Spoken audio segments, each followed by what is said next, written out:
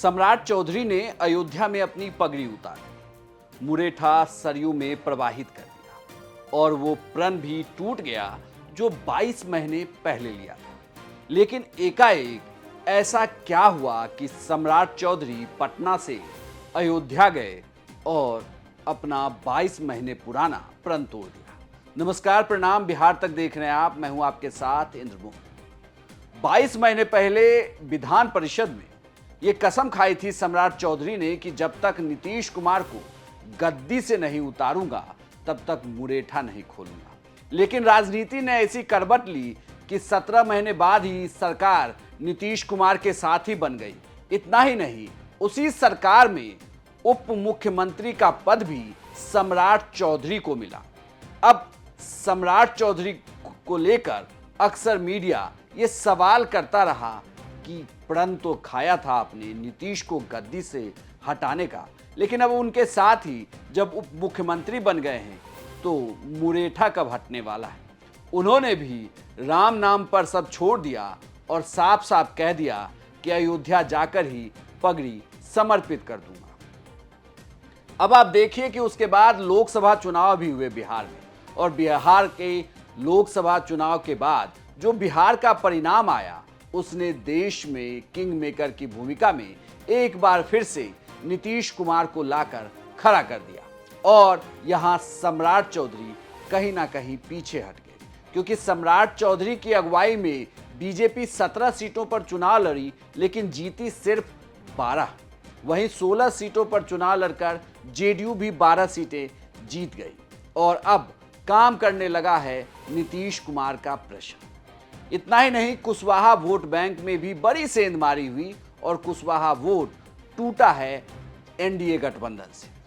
अब ऐसे में कहा जा रहा है कि सम्राट चौधरी पर नीतीश कुमार का प्रेशर बहुत है, या यूं कहें कि बीजेपी सम्राट चौधरी को लेकर सोचने लगी है, या एनडीए में एक बार फिर से कहा जा रहा है कि बीजेपी के नेता अपने टोन को जरूर डाउन कर लें। तभी तो सभी नेता एक सुर में बोलने लगे हैं कि नीतीश की अगुवाई में 2025 का विधानसभा चुनाव भी लड़ा जाएगा। और इसी प्रेशर का नतीजा था कि सम्राट चौधरी को भी पटना से चलकर अयोध्या जाना पड़ा और अपने मुरेठा को सरयू नदी में प्रवाहित करना।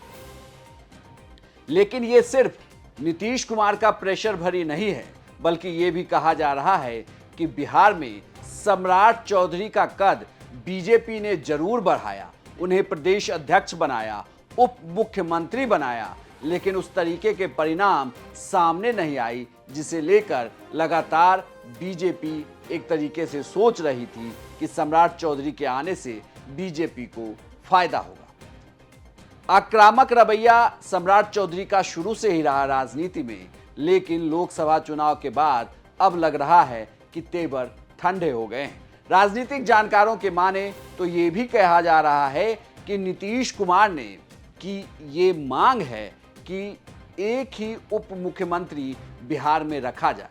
ऐसे में क्या सिर्फ सम्राट चौधरी के पास प्रदेश अध्यक्ष की ही कमान रह जाएगी, या वो उप मुख्यमंत्री भी बने रहेंगे और प्रदेश अध्यक्ष भी बने रहेंगे?